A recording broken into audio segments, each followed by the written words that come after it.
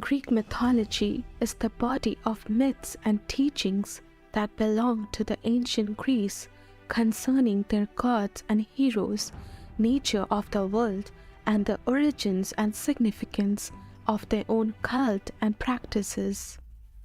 In this video, we are going to discuss about the Greek myths in details from the beginning till the end of it, from the Titans to the Olympians, all the primary gods, demigods, as well as the 12 Olympians. This video is going to be a bit longer, so if you don't have enough time, you can save it for later. Also, if you're new to this channel, don't forget to subscribe. The world began with the primeval deity Zeus that existed before the creation of the universe, who gave birth to Gaia, the Mother Earth, Tartarus, the underworld, and Eros, love. It is said that Gaia emerged fully formed from Zeus. The concept of Gaia as the mother of the universe is one of the central cosmological beliefs of ancient Greek religion and mythology. Gaia gave birth to the sky, Uranus, who became her consort, and the sea, Pontus, by herself. According to the Theogony, a poem by Hesiod, the Titans were born from the union of Uranus and Gaia, and were 12 in number. They were Oceanus, Coeus, Crius, Hyperion, Lapidus, Thea, Rhea, Themis, Mnemosyne, Phoebe, Theseus, and Cronus. I'm sorry to interrupt in between, but I'm excited to introduce you to our newest line of t-shirts, all inspired by ancient Greek myths and legends. I hope you'll take a moment to check out our shop. You can find the link in the description below. The Titans ruled during the golden age of mankind, a time of peace and prosperity, where humans lived in harmony with nature and the gods. People were innocent and pure, and the gods lived amongst them, guiding and protecting them.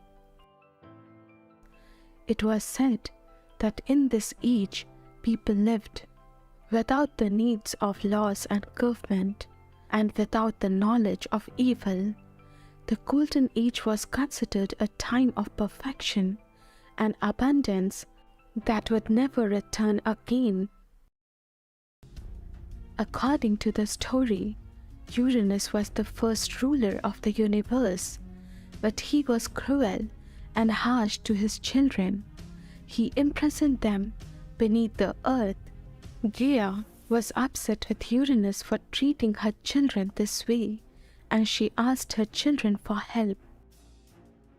Cronus, being the most powerful of the Titans, was the one who stepped forward to help his mother.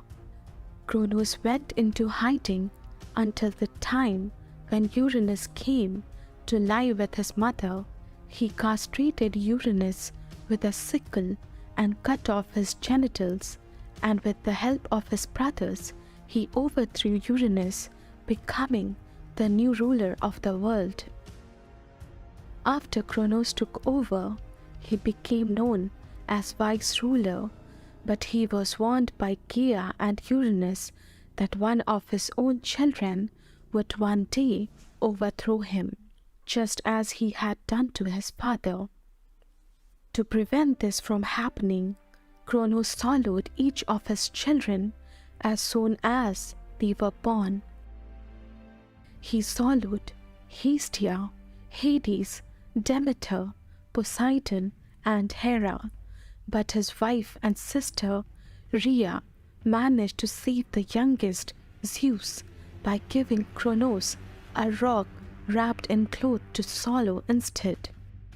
Eventually, Zeus grew up and overthrew Cronus, just as the prophecy had foretold in the Titanomachy.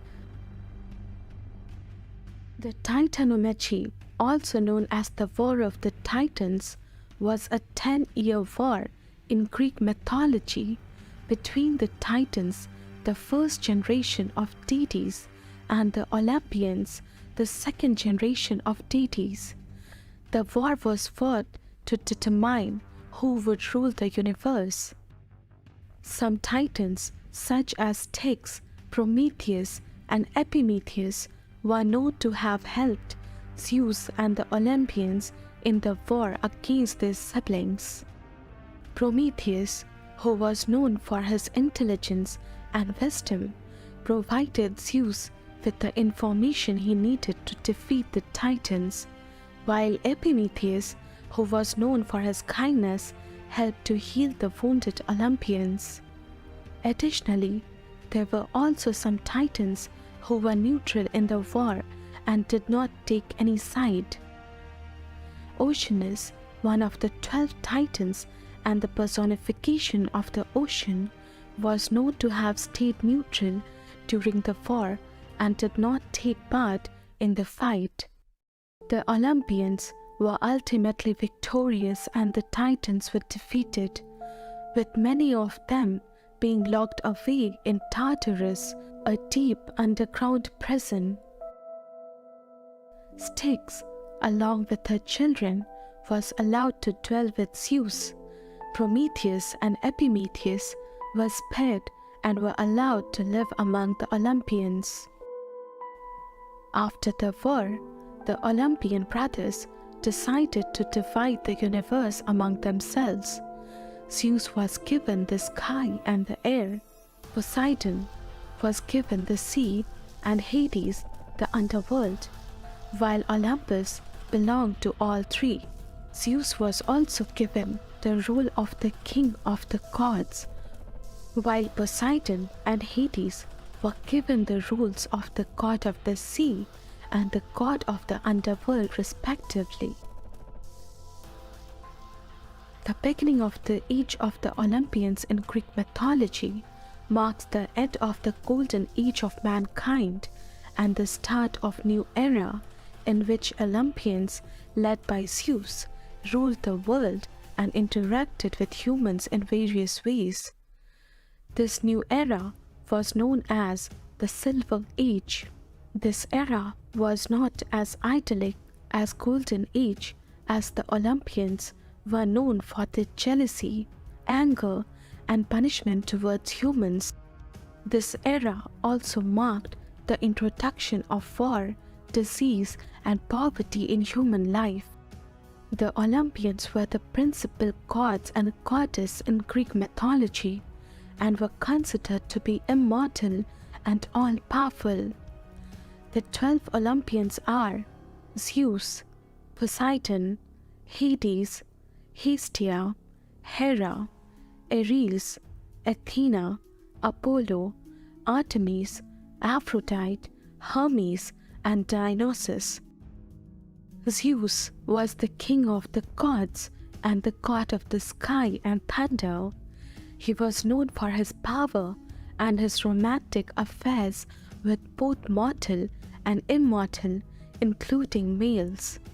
He is known to have fathered many children like Athena, Apollo, Artemis, Hermes, Ares, Persephone, Dionysus, Hephaestus.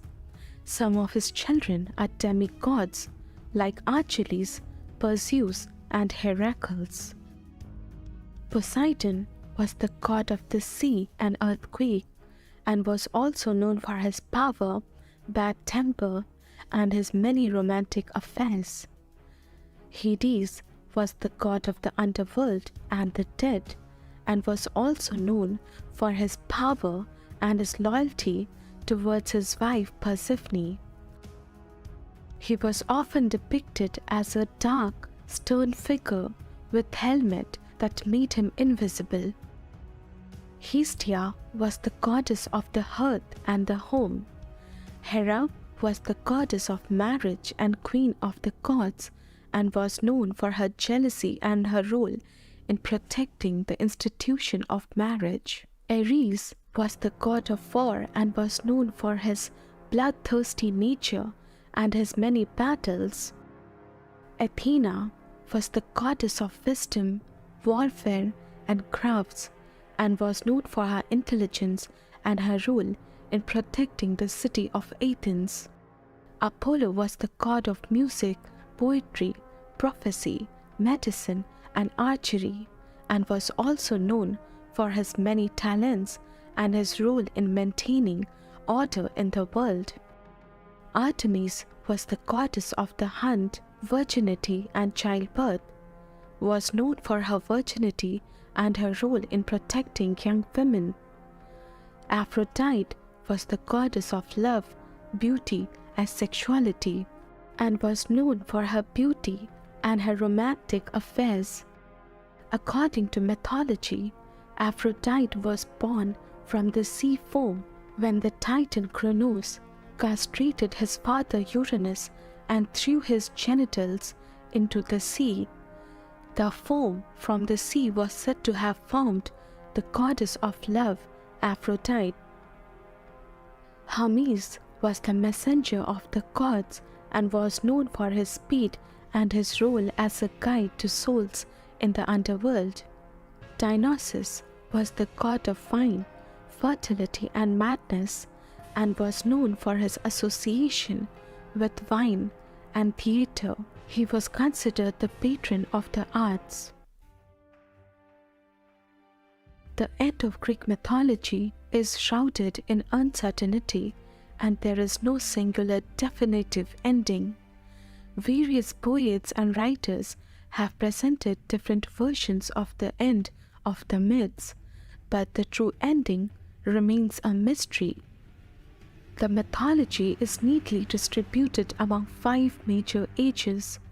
As humanity grew more powerful after the Trojan War, people began to pay less attention to the gods and their abilities. Each person became more focused on their own interests, and immoral actions became commonplace. As the result, people began to openly engage in sinful behavior. This was the last age, also known as Iron Age. The Greek religion ends in around 9th century during the rise of Christianity. Whether one chooses to accept the existence of Greek gods or not, the tales and legends surrounding them are probably one of the most epic tales of all times. I hope you liked this video. If you liked the video, don't forget to subscribe and hit the like button. Thank you. Have a nice day.